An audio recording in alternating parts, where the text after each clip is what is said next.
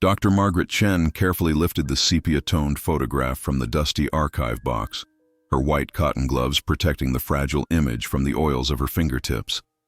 The afternoon sun streamed through the tall windows of the Smithfield Historical Society, illuminating particles of dust that danced in the air around her cluttered desk.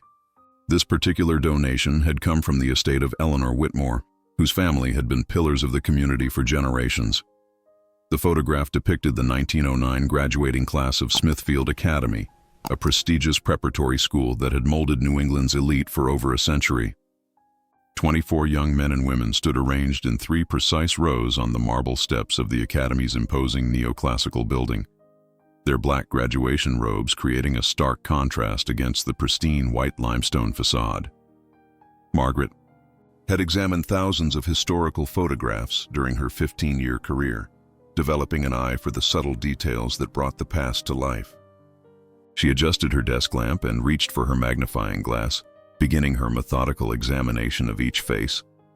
The students appeared to be between 18 and 20 years old, their appearances reflecting the rigid social conventions of the Edwardian era.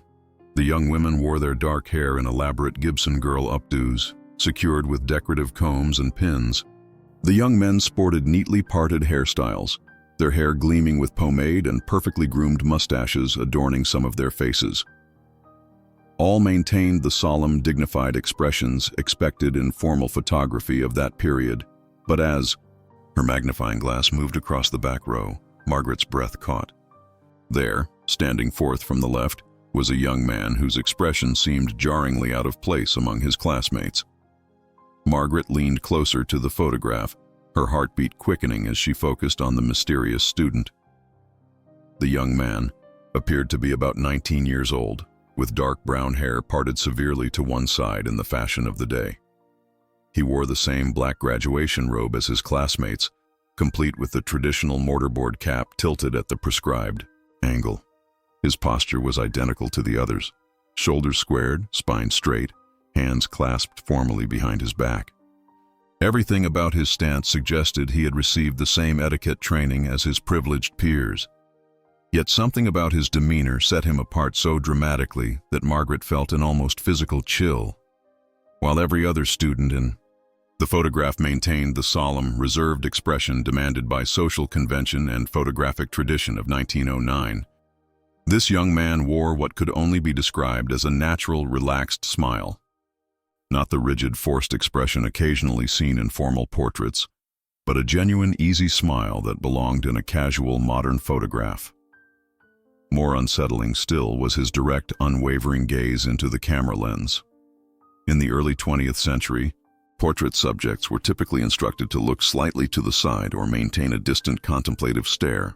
Direct eye contact was considered too intimate and inappropriate for formal photography, but this student looked straight at the camera with an intensity that seemed to pierce through the glass of the frame and the intervening century. His eyes held an alertness, an awareness that appeared almost modern in its directness. Margaret removed her glasses and cleaned them carefully, wondering if fatigue was affecting her perception. When she looked again, the young man's anachronistic expression remained just as jarring and out of place among his solemn classmates. Margaret arrived at the Historical Society the following morning with renewed determination, having spent a restless night puzzling over the mysterious photograph. She had awakened several times, her mind returning to that unsettling smile and penetrating gaze that seemed so impossibly out of place in 1909.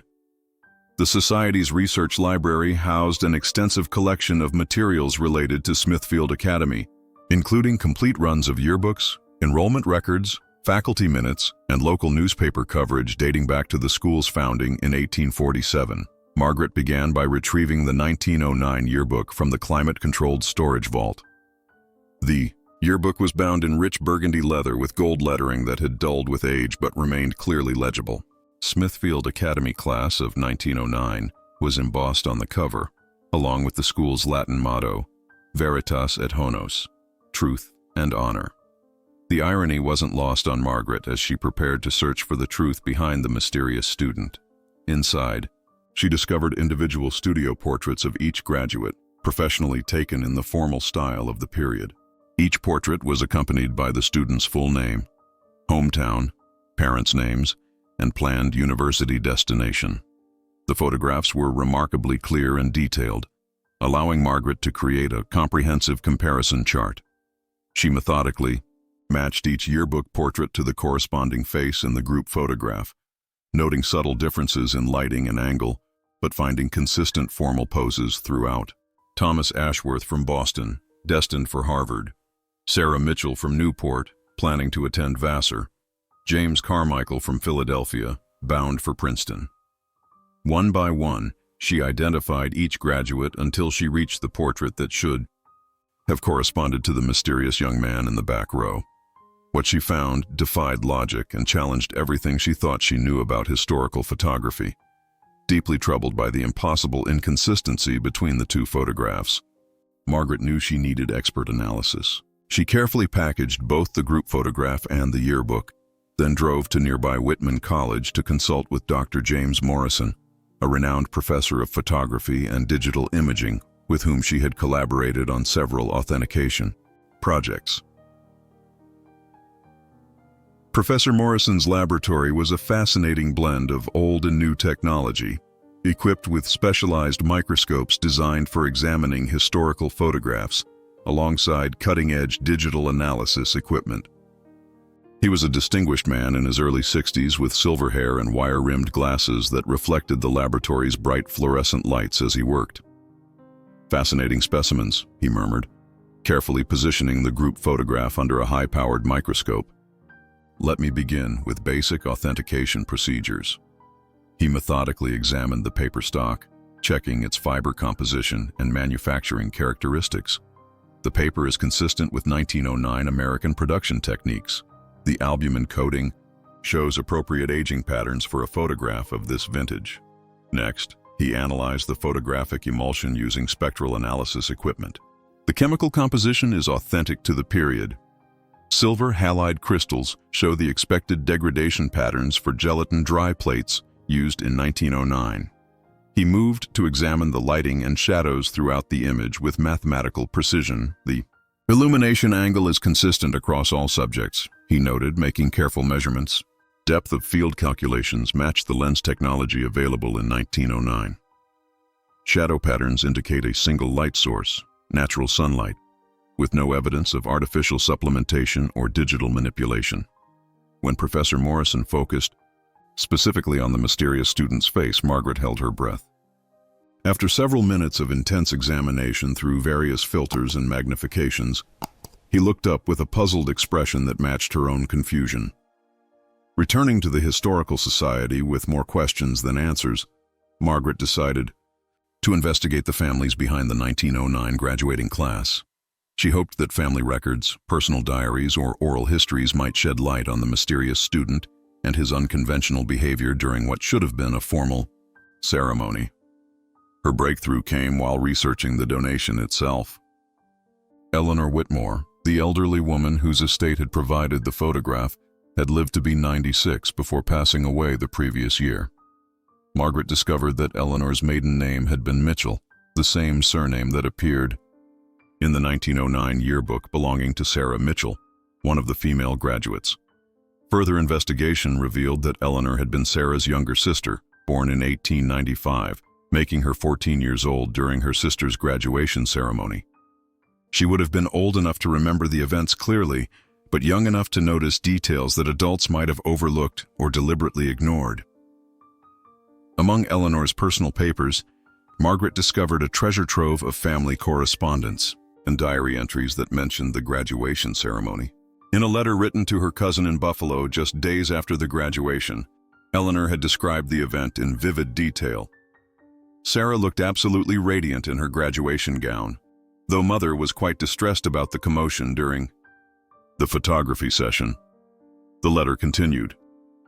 One of the young men caused quite a stir by behaving most inappropriately while the photographer tried to capture the formal portrait.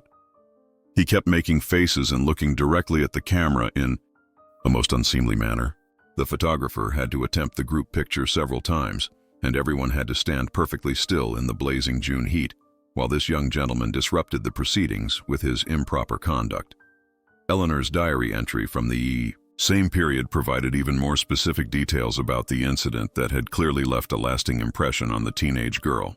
Armed with Robert Hartwell's name and Eleanor's eyewitness account, Margaret began a comprehensive investigation into his background and subsequent fate. The Hartford City Records Office proved invaluable, providing birth certificates, property, deeds, and business registration documents that painted a picture of the Hartwell family's prominent social position. Robert had been born on March 15, 1890, to Charles and Margaret Hartwell in their imposing mansion on Prospect Avenue, one of Hartford's most exclusive residential streets. His father was a founding partner of Hartford Mutual Insurance Company and served on the boards of several banks and manufacturing companies. The family employed a staff of 12 servants and maintained summer homes in Newport and the Adirondack Mountains. Yale University's alumni records revealed troubling details about Robert's college career. He had enrolled in the fall of 1909 as expected, but his academic performance was disappointing from the very beginning. His first semester grades showed failing marks in Latin, mathematics, and philosophy, subjects that should have been well within his capabilities given his elite preparatory education. Faculty evaluations painted a picture of a brilliant but troubled young man. Professor William Sumner noted, "Mr. Hartwell possesses considerable intellectual gifts but seems incapable of applying himself to conventional academic pursuits. His essays, while demonstrating remarkable creativity and insight, often veer into topics entirely unrelated to the assigned subjects. More concerning were the disciplinary records. Robert had been cited multiple times for conduct unbecoming a Yale gentleman, including incidents where he had been discovered in New Haven's working-class neighborhoods, engaging in conversations with factory workers and immigrants. Such behavior was considered highly inappropriate for a young man of his social standing. The trail of Robert's college career ended abruptly in the spring of 1911, when he withdrew from Yale without completing his degree, leaving behind more questions than answers about his increasingly erratic behavior. Margaret's investigation led her to contact the Hartford Historical Society, where she hoped to uncover more details about the Hartwell family's fate. The Society's head genealogist, Mrs. Patricia Donovan, had been researching Connecticut families for over 3 decades and maintained an encyclopedic knowledge of local family histories, particularly those involving the city's most prominent citizens. The Hartwells were indeed a very distinguished family, Mrs. Donovan confirmed during their telephone conversation. Charles Hartwell was instrumental in establishing Hartford as a major insurance center. However, there was always some sort of family scandal involving their youngest son that they tried very hard to keep private. Mrs. Donovan agreed to meet Margaret the following day, bringing with her a collection of materials she had gathered over years of research. Among the documents was a business letter from Charles Hartwell to his partner, dated September 1912, which provided crucial insight into Robert's troubling situation. "I find myself in the most difficult position imaginable," the letter read, in Charles's careful handwriting. "My son Robert's behavior has become increasingly erratic and wholly inappropriate for a young man of his breeding and station. He speaks of impossible things, claims to see events that have not occurred, and has begun to frequent areas of the city that no gentleman should enter." The letter continued, "After consulting with several of the most respected physicians in Hartford and Boston, including Dr. Edmund Fitzgerald of the Hartford Retreat, we have reached the painful decision to commit Robert for treatment of what the medical professionals describe as a severe nervous disorder affecting his perception of reality." Mrs. Donovan had also discovered a brief newspaper notice from February 1913 reporting Robert's death at the Hartford Retreat from complications related to pneumonia. He had been only 23 years old. The obituary was remarkably short and buried on the back pages, suggesting the family had paid to minimize publicity surrounding their son's institutionalization and death. With Mrs. Donovan's assistance, Margaret obtained special permission to examine the surviving medical records from the Hartford Retreat, which had been transferred to the Connecticut State Archives when the facility permanently closed in 1954. The records were heavily restricted due to patient privacy concerns, but Margaret's credentials as a professional historian and the fact that Robert had died without descendants made access possible.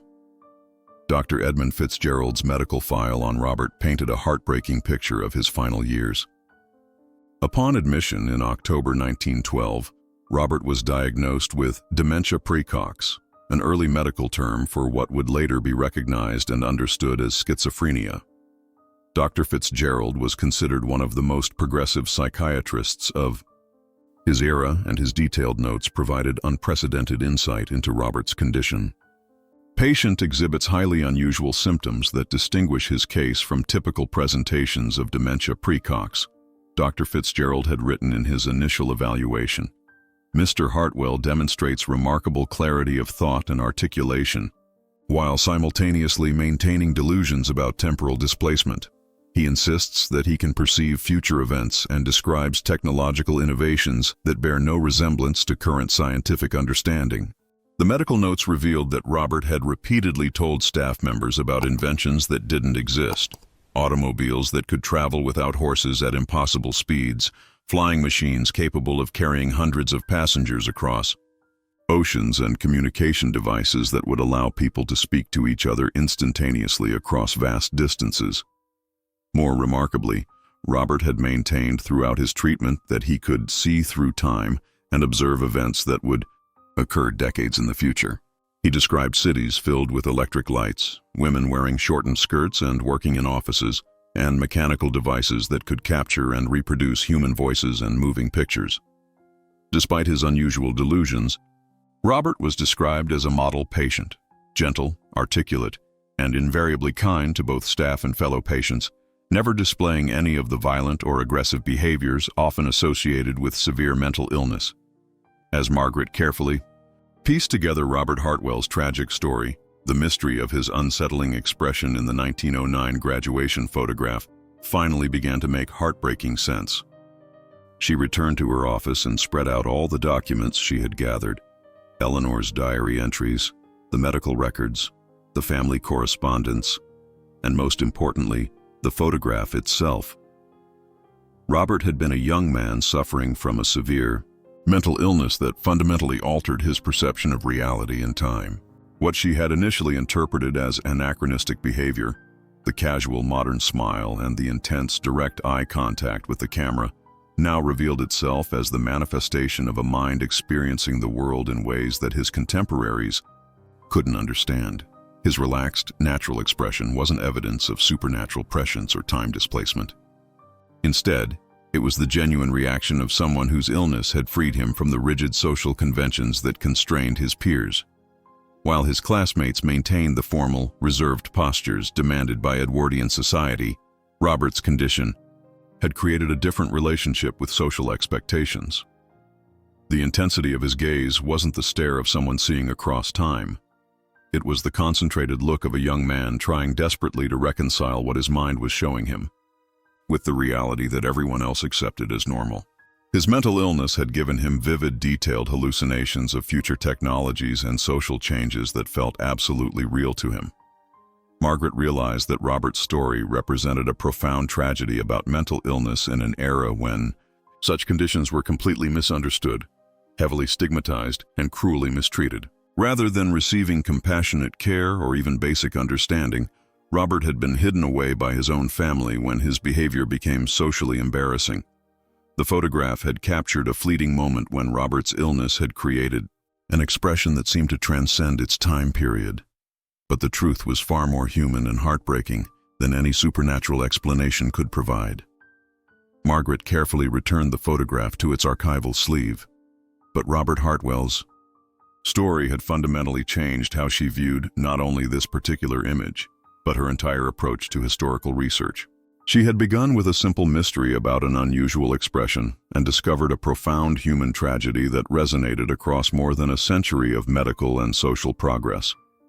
Working closely with Mrs. Donovan from the Hartford Historical Society, Margaret arranged for a small memorial service at Robert's grave in Hartford's Cedar Hill Cemetery. His weathered headstone bore only his name and the dates 1890-1913, with no mention of his family's prominence or his academic achievements, a final testament to how thoroughly he had been erased from his family's official history. At the quiet service, attended by Margaret, Mrs. Donovan, and several local historians, Margaret read excerpts from Dr. Fitzgerald's medical records, sharing Robert's own words about seeing forward into what he described as a beautiful future. Despite his illness and the tragic circumstances of his final years, Robert's visions had been remarkably optimistic, filled with technological marvels and social progress that wouldn't become reality for decades. Margaret decided to write a comprehensive article about Robert's story for the New England Historical Society's quarterly journal, ensuring that his life would be remembered not as a family shame to be hidden and forgotten, but as a compelling example of how mental illness was misunderstood and cruelly mistreated in the early 20th century. The 1909 graduation photograph now occupies a place of honor in the Smithfield Historical Society's main exhibition hall, displayed alongside a detailed placard that tells Robert's complete story with dignity and compassion. Visitors frequently pause before the image, immediately drawn to the young man in the back row, whose expression seems so remarkably different from his solemn classmates. Margaret takes deep satisfaction in knowing that people now understand the true story behind that haunting, forward-looking gaze, not supernatural mystery, but human tragedy, transformed into lasting remembrance.